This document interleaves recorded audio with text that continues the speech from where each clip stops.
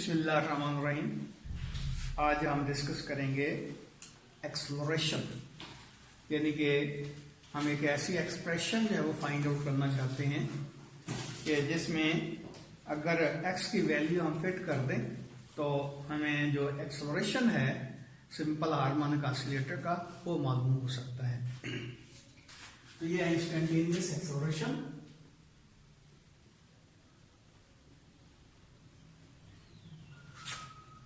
या exploration in term of omega, इस तरह आपकी किताब में दिया हुआ है। तो यहाँ ये देखिए इंस्टेंटेनियस एक्सप्लोरेशन हमने क्यों इस्तेमाल किया लफ्ज। एक्चुअली जिस तरह डिस्प्लेसमेंट जो है या वेलोसिटी जो है सिंपल हार्मोनिक ऑसिलेटर की वो कांस्टेंट नहीं रहती, टाइम टू टाइम वेरी करती है। तो यहाँ एक्सप्लोरेशन जो है वो भी कांस्टेंट नहीं रहता, वो भी टाइम टू टाइम वेरी करता है। इसलिए इसको इंस्टेंटेनियस एक्सप्लोरेशन भी कह सकते हैं। और आपकी किताब के मुताबिक लिखा हुआ है कि exploration in term of omega को भी कह सकते हैं। तो सिंपल हार्मोनिक मोशन में ऑसिलेटर का एक्सप्लोरेशन किस तरह मालूम किया जा सकता है, तो उसके लिए हम वही सर्कुलर मोशन जो है उसकी हेल्प लेते हैं।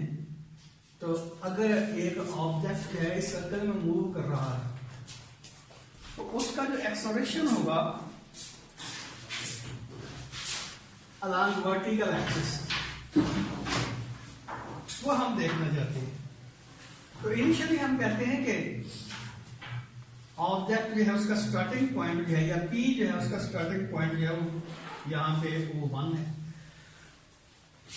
और ये O है ओरिजिन। यहां से यहां तक T टाइम में पहुंच गया है P। तो जाहिर है ये नया जिसकी जो पोजीशन बनती है वो P बनती है रेडियस की। यहां से यहां तक ये स्वीप किया है रेडियस ने।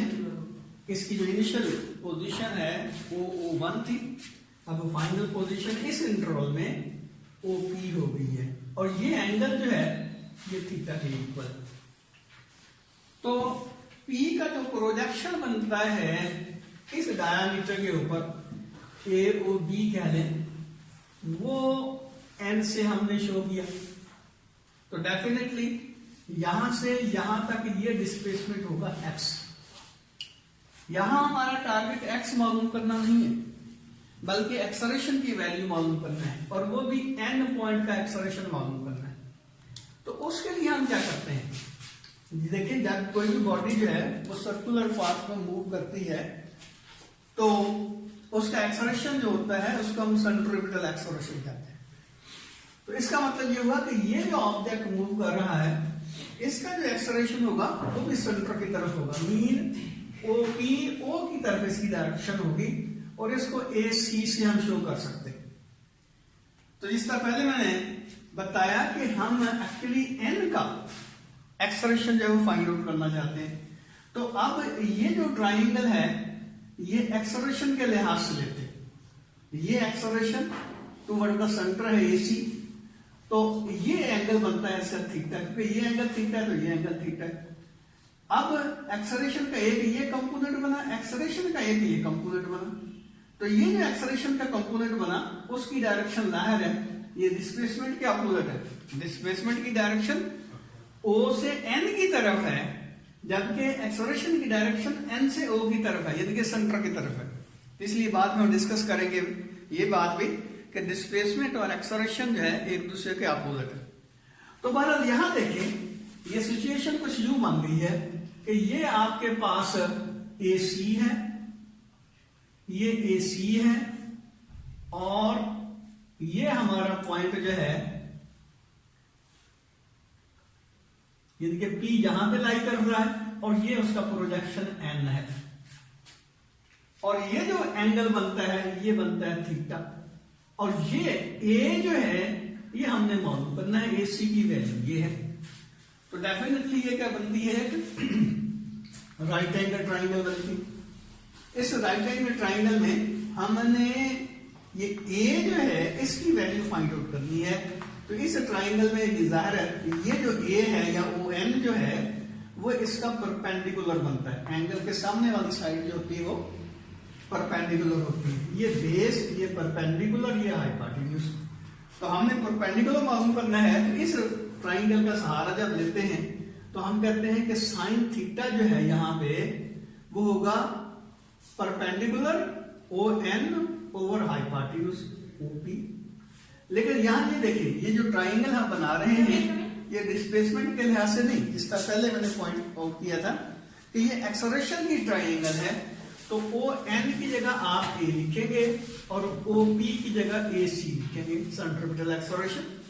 इसका क्या मतलब हुआ, यहां से हम ए की वैल्यू निकाल सकते हैं, तो ये बनेगा ए सी साइन ऑफ थीटा, यानी कि इसकी जो वैल्यू आएगी इसके एक्सेलरेशन की, यानी कि एन पॉइंट जो पी का प्रोजेक्शन बनता है डायमीटर के ऊपर, उसके एक्सेलरेशन की वैल्यू होगी ए सी साइन ऑफ थीटा।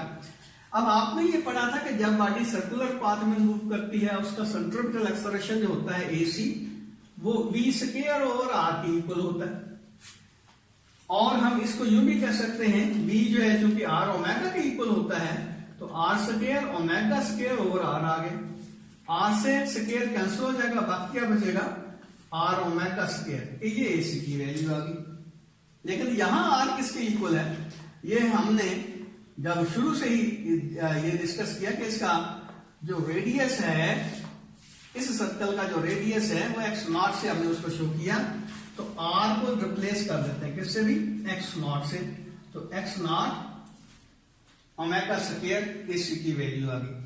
अब ये वैल्यू जो है इसमें पुट करते हैं, तो ए आपके पास आ जाएगा x not omega square sine of theta, sine theta भी लिखा जा सकता है, साइन ओमेगा टी भी लिखा जा सकता है, क्योंकि आपको पता है कि थीटा जो होता है वो ओमेगा और टी के प्रोडक्ट के बराबर हो गया।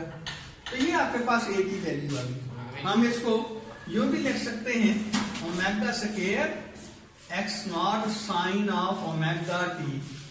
लेकिन आपको याद होगा कि ये जो x naught sine of omega t जो है ये इंस्टेंटेनियस डिस्प्लेसमेंट को शो करता है, यानी कि अगर ये हम डिस्प्लेसमेंट के लिहाज से इक्वेशन अपना ट्राइंगल है इसको कंसिडर करें, तो हमने याद होगा एक्स लिखा था x naught sine of omega t, instantaneous displacement के लिए ये रिलेशन लिखी थी। अब एक्स नॉट ओमेगा टी की जगह एक्स पुट कर दें, तो ये ए की मैग्नीट्यूड आपके पास आ जाएगी ओमेगा स्क्वायर एक्स। अब अगली बात जो पहले मैंने डिस्कस किया कि ये देखें डिस्प्लेसमेंट जो है उसकी डायरेक्शन जो है ओ से एन की तरफ है, जबकि ये एक्सेलरेशन जो बनता है, क्योंकि ये देखिए ये वेक्टर सेंटर की तरफ है, तो इसके ये दो कंपोनेंट बनते हैं, तो ये जो कंपोनेंट है इसकी डायरेक्शन जो है वो डिस्प्लेसमेंट के अपोजिट है। जब दो वेक्टर मैग्नीट्यूड में सेम हूं, डायरेक्शन में एक दूसरे के अपोजिट हूं, तो हम कहते हैं कि ये एक दूसरे के नेगेटिव वेक्टर हैं। तो जब इसको वेक्टर फॉर्म में लिखेंगे तो फिर यू लिखेंगे a is equal to omega square और माइनस एक्स, क्योंकि एक्स जो है वो डिस्प्लेसमेंट वेक्टर है, तो इसलिए हम कह सकते हैं कि a is equal to minus omega square x. तो ये जो रिलेशन बनती है इससे हम ये भी कह सकते हैं कि ओमेगा जो कि कांस्टेंट क्वांटिटी है, इसलिए इसको यूं लिखा जा सकता है कि a is equal to some constant into x, यहां माइनस, ये माइनस, या कह सकते हैं कि a is proportional to minus x. अब ये जो प्रॉपर्टी है, कैरेक्टरिस्टिक्स है, ये सिंपल हार्मोनिक मोशन का है, इसलिए हम ये कहते हैं कि जब एक बॉडी जो है सर्कुलर पाथ में मूव करती है तो उसका जो वन डायमेंशनल मोशन होती है, जिस तरह यहां हमने लिया बॉडी का डायरेक्शन में इसके मोशन जो है, या कह लें कि इसका जो प्रोजेक्शन बनता है इस एक्सिस के ऊपर, वर्टिकल एक्सिस के ऊपर, उसका एक्सेलरेशन जो है सिंपल हार्मोनिक ऑसिलेटर जो है उसकी तरह करता है। क्योंकि सिंपल हार्मोनिक मोशन में हमने कहा था कि एक्सेलरेशन जो होता है वो डायरेक्टली प्रोपोर्शनल होता है डिस्प्लेसमेंट के, और उसकी डायरेक्शन हमेशा मीन पोजीशन की तरफ होती है।